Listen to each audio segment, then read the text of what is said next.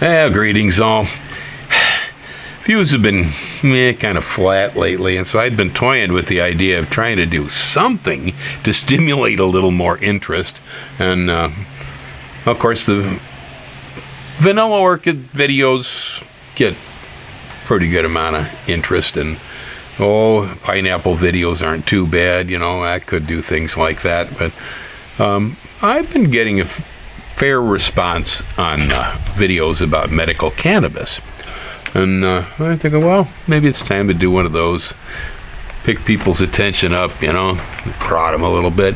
And, just about the time I dismissed the idea and said, I don't want to touch that. It is still, one of the really borderline subjects. They won't even let me put advertising on half the time if I talk about even medical cannabis, which is legal.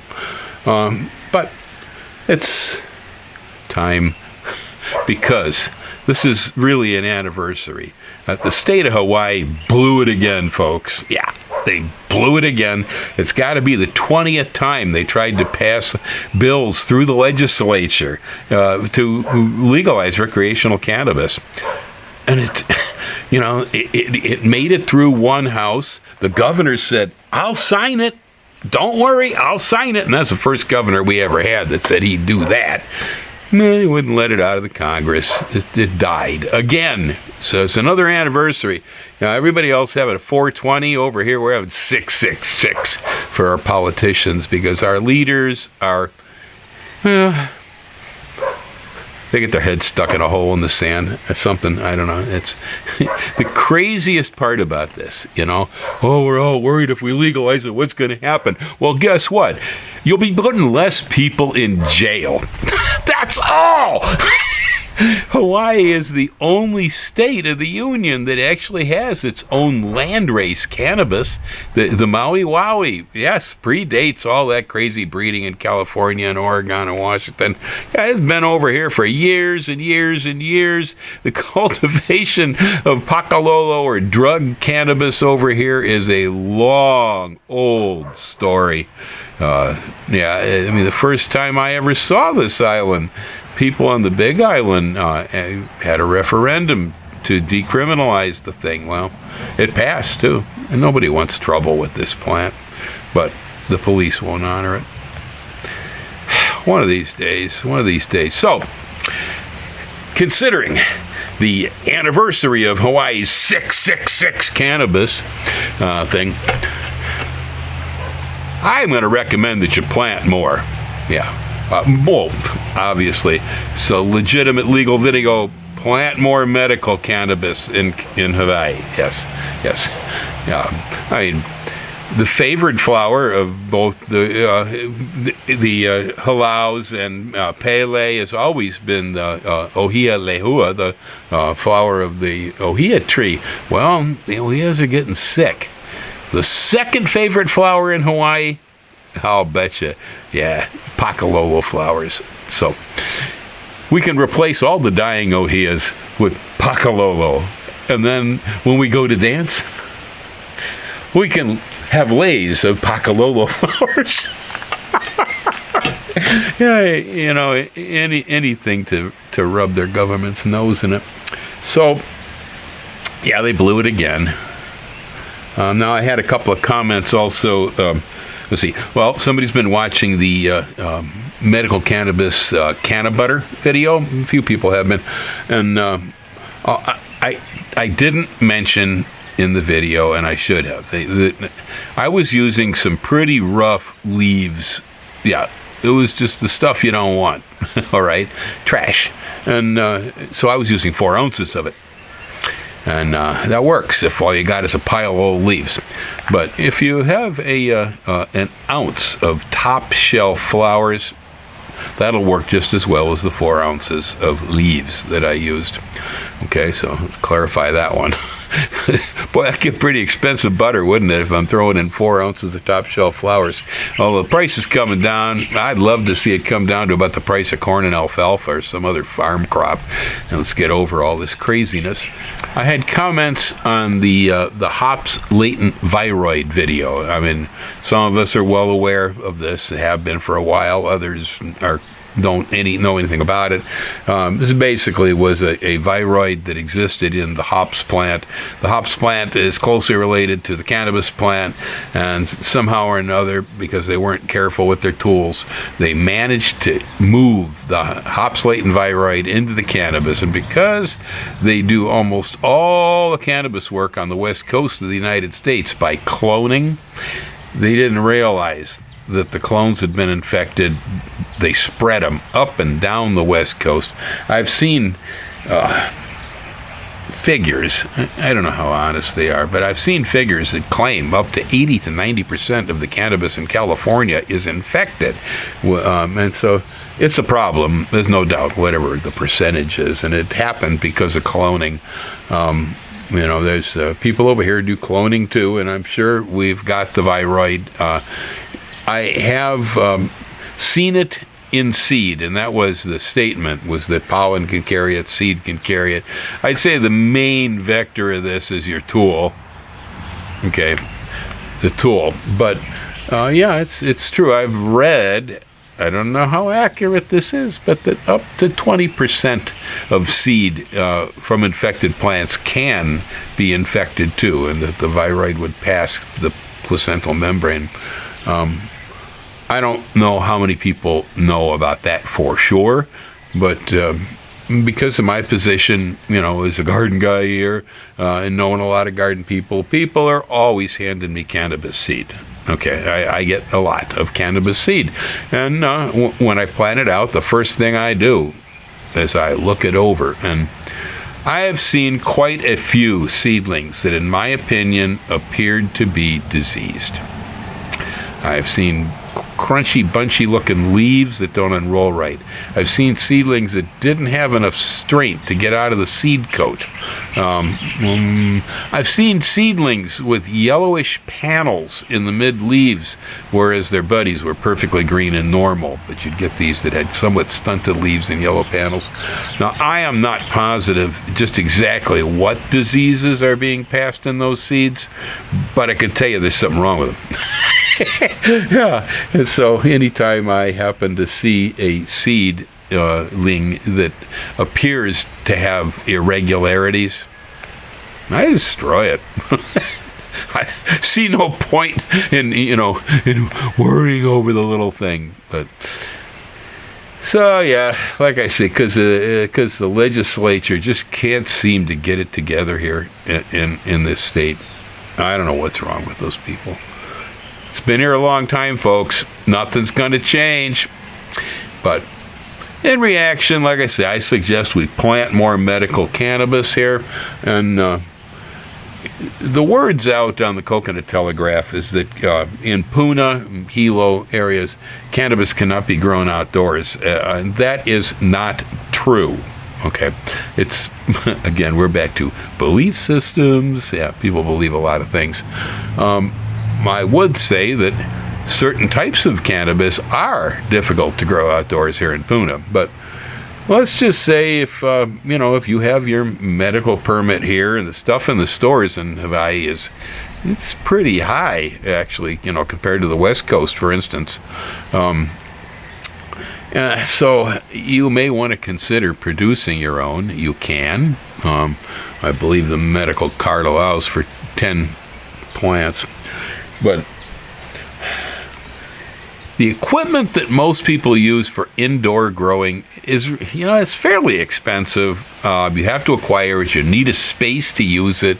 It needs ventilation. There's a whole lot of logistics and stuff that has to do with trying to raise a crop of cannabis indoors rather than outdoors. Now, when you're outdoors, well, around here, you got the water. You don't need to irrigate. You got the sunlight, generally, or the clouds, but you have the light.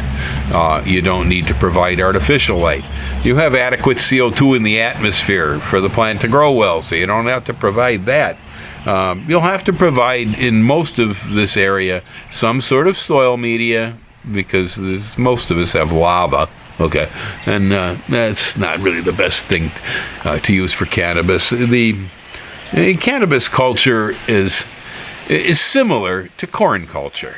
Yeah, it's that complicated of a plant. corn requires a bit more fertilizer.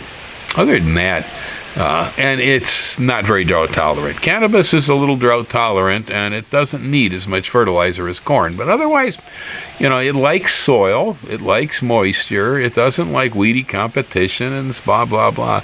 It's a pretty similar thing. I don't have much of any kind of special attitudes about this plant. In Bill's book, cannabis is pretty much a weed because where I grew up in the Midwest, we had to plant it during World War II for rope and for canvas and other purposes because the Japanese cut us off from our supply in the Philippines. And so they planted it all over the Midwest. And so where I grew up, that stuff was in ditches everywhere along old cornfields and whatnot. The birds had spread it everywhere. Now, of course, this was industrial-style hemp, and not good for too much anything besides fibers, although these days we found a lot of use for it. That's where your CBD comes out of, and, well, it found they got Delta-8 THC in there and whatnot. So when you concentrate it down, there's a lot of goodness in that plant. I actually use the Delta-8 THC from industrial hemp as a blood pressure regulator. Yeah. Keeps me away from having to take a whole lot of blood pressure pills because it expands my vessels. Anyhow, so like I say, the common word in the street is that it can't be done outdoors, but again, it's not true. And there are a lot of advantages. The main disadvantage, you got to grow it where nobody else is going to see it. Otherwise, some cockroach is going to come through and probably steal your crop. But when it comes to growing it indoors, if somebody finds out it's there and a cockroach comes to steal it, that means I'm breaking entry. I'd much rather have them jump the fence and steal the plants and run off into the woods, personally, than have them wandering around inside my buildings looking for stuff. I don't think it happens too much. A lot of us guys who do medical growing, well, we're usually well armed anyway, and so it's not real smart to go messing around. But yeah, there are tremendous advantages to the idea of raising it just like you would raise corn, tomatoes, chili peppers, or anything else right out there in the field. If you don't have soil, like Hamakua, Hilo, parts of Mountain View all do have soil, and the stuff will grow in the native earth here. If you don't have soil, you're on lava, well, like 20-gallon tree lugs are a pretty good thing to use. Pro Mix or Sun Grow with mycorrhizae, in a tub. That's a suitable thing. It's kind of advantageous because once they're in containers, you can move them around if need be for some reason. If you intend to try to do this, outdoor medical cannabis growing here in the Puna area, the first thing you'll have to face, the popular indica strains, or strains that are hybridized, mostly indica, they don't work very well outdoors here. The flowers on them tend to be really thick and very dense, and so they will hold rainwater badly. And that, of course, causes the flowers to get what they call the bud rot. You get botrytis, this fuzzy gray mold, the brown squishy rot destroys flowers. It will ruin an entire plant, really fast. It will start to spread, trust me.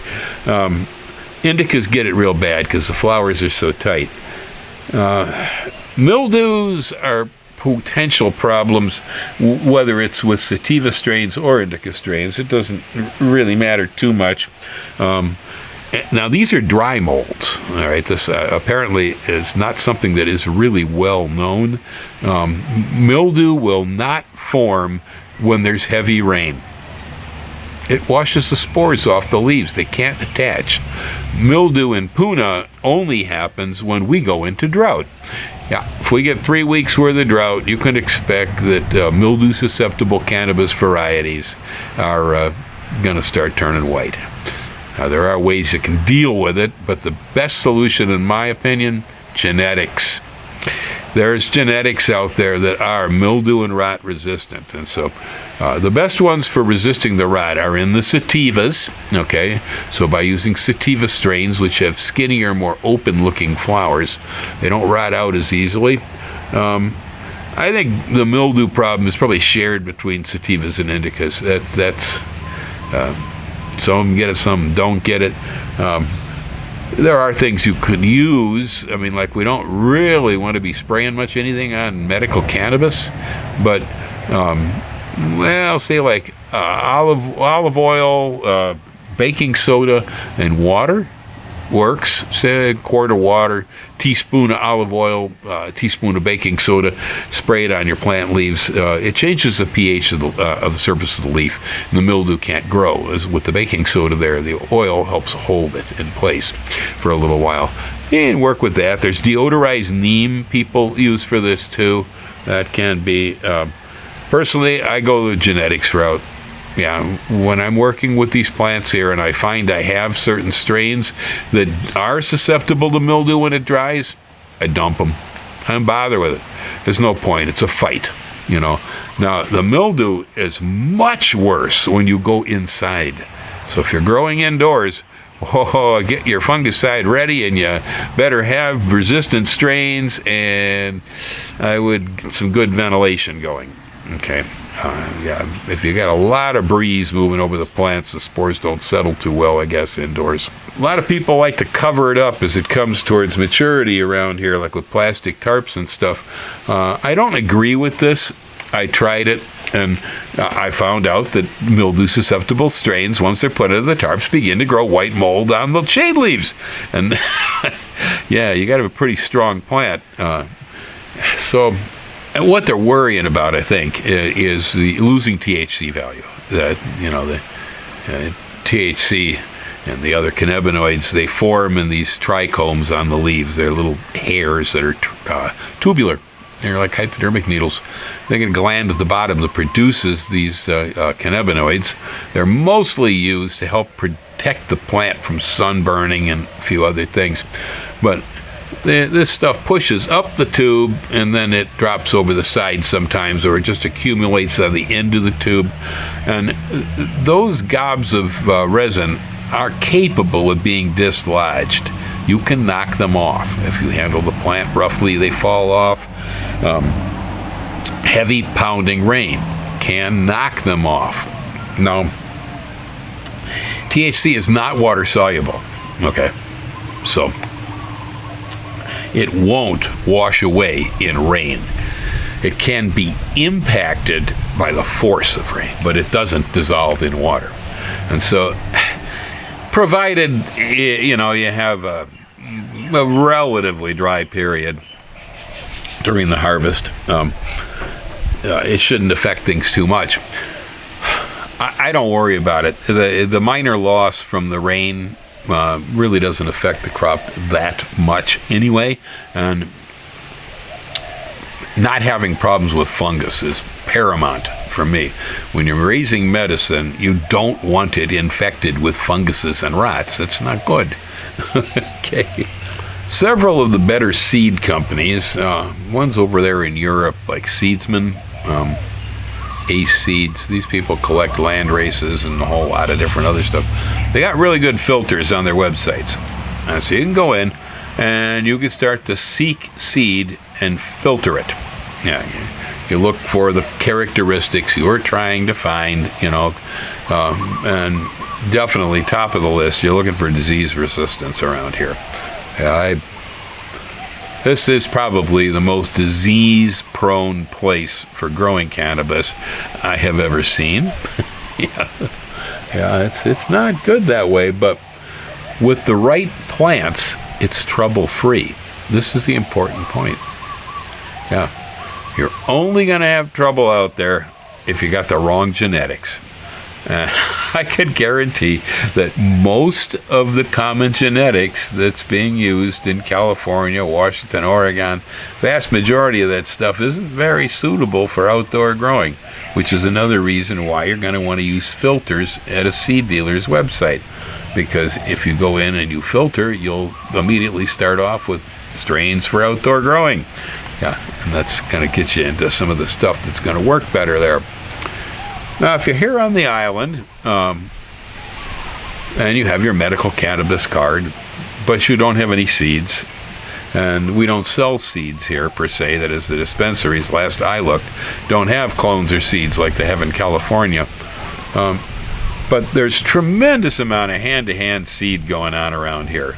And so if you have friends who have seed that they can pretty well stake, it's clean because it's been here for a while and nobody's crossed it up with something that was infected, well, that's one place to get seed. Yeah, that's can be the best place to get seed, honestly. Your hand-to-hand local stuff. But the sale and the purchase of cannabis seed in the United States has been made completely legal ever since they legalized industrial hemp. They had to do it because they were shipping cannabis seeds all over to make granola and everything else. So they gave up on worrying about it. So you can buy and sell cannabis seed freely. Now in Hawaii there are some regulations because if you don't have a medical card, you can't have a cannabis plant. And if you haven't got a cannabis plant, how the heck do you have cannabis seed? Okay, yeah. So I suppose if you were a middleman brokering it out of some people who have medical permits, I guess that qualifies as okay. But if you're going to deal in cannabis seed over here, which some of these guys do. They got these pop-up makeke here on the sides of the road. I drive by and the guys with this cannabis seed, free seeds, whatever. I don't know how much I'd trust it, but as far as I know, nobody's shut them down. The other thing to know about it is I honestly don't believe that it's a real good idea to get involved with trying to do this here unless you got the time. The reason why is because you have to be able to look at the stuff daily. Yeah. If you can't look at it every day, you're probably going to lose. For one, during the warmer weather of the year, we tend to have what they call budworms. And a moth lays eggs, a little caterpillar starts to eat into the flowers. And, of course, once they start eating in there and damage the flowers, the botrytis gets started. And so usually during warm weather, a moldy bud is usually a sign of a worm. And some of us are better at finding worms than others. My neighbor's very good at it. And there are bacteria a person can use. You could use spinosad. You could use BT against the worms. I suggest just hand picking them. Yeah, you can ordinarily see the marks. If you look on the little leaves, you'll see little holes that'll show up all of a sudden. And that means there's a worm in there. So you got to go in there and look for them. Sometimes you got to pull things down. They get wedged in there pretty good sometimes. But you want to get them out. They're going to cause you a heck of a lot of problem and make the crop rot. Yes, they make the crop rot if you get them. Like I said, you can use the bacteria if you like. But checking daily. And I do recommend looking under, looking over, looking underneath and around. Get in there and inspect every day. Yeah, especially as you're heading towards harvest season. Once the plant starts to develop nice flowers, you want to be looking every day. Prior to that, damage is probably going to be more like slugs. I lose stuff to slugs. They cut it off. But that's in the juvenile plants. They don't like the mature plants much. So you're going to be watching. If you're watching, you'll be able to control things. If you see the first signs of any mildew forming on little leaves, you're going to want to address that. And it almost always starts on the big old shade leaves and then slowly moves inward towards the flowers themselves. Depends how close you are to harvest. If the plant's near harvest, pull it. Yeah. I suggest that don't have any mercy. Just plant another one. Move on. Like I say, there are these calcium silicate tubes that produce these resins. Okay, and the way to tell when the cannabis is coming ripe is to use a magnifying glass. Look at those little hairs in the leaves. And on the top of each one of the little hairs, there'll either be a clear ball of goop, a milky-looking ball of goop, or maybe a yellowish-looking ball of goop. Yeah, that's your resin. And if it's clear, you're immature. If it's turning milky and clear, you're getting close. If you got maybe 10% of them starting to turn yellow, whoa, you're dead ripe. And that means it's time to pull it in. All right. Now, a lot of times here, you're going to be pulling that stuff in ahead of that point. Salvaging because of possible fungus. Yeah. Around here, it's special. I call it Punabis. This is Punabis growing, not cannabis growing, because of the unique conditions. So that's pretty much how you figure your timing. Now, you don't want to dehydrate the crop in a dehydrator. It'll get too dry. It'll be rough and grouchy, and it'll make your throat sore, taste terrible, knock all the terpenes off, and so on. You want to allow it to dry slowly, but in this area with the high atmospheric humidity, the old hang her up by the roots in the barn, don't try it. You get so much mold it won't be funny. You usually want to clip off all of the large shade leaves, go through and start to manicure the stuff. So you've got it whittled down to either small branches with the buds or just the buds themselves. And then cardboard actually works pretty well. Laying them in a cardboard tray, and the cardboard tends to suck a lot of the moisture out. Let them sit there until they get pretty dry, but there'll be a little bit more moisture in there. I usually will then move them to a canning jar, a brown one, so the light doesn't come in, and use a little silicon dioxide in there. And depending on how moist it was, depends on how much silicon dioxide. Sometimes I layer it with little bags, but then I check on it daily. Open the jar, sniff, how's it going? When it's getting pretty dry, you want to take the silicon dioxide out of the jar, leave 1 or 2 packets in there. But that's my suggestion. Dry it slowly, finish the drying in jars, crack the jars daily. In the mainland, they don't use silicon dioxide as much, but they don't have 90% atmospheric humidity all the time. That's why we almost have to use it. If we don't, you get mold. It becomes musty, and it's worthless. Yeah. Well, I'm sure there's more that could be said on that subject, but I seem to have kind of reached the end of my thoughts. Mostly this is in retaliation for about the 20th time the bozos over there in our Congress couldn't manage to just pass a simple decriminalization of this stuff. Because, like I say, the only thing that's really going to change big time, you'll have less people going to jail. There'll be less people in the courts. Okay, that'll happen. I imagine the police force had better get set up with the cannabis detectors for DUIs. Okay, because you may see that increase.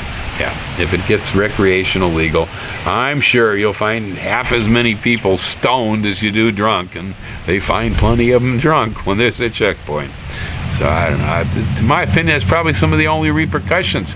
You probably see more stoned people in more situations than you used to. You'll probably smell it more often in the street than you used to, and there'll be less people in jail. What's the problem, man? Come on. Hey, hang loose. Aloha.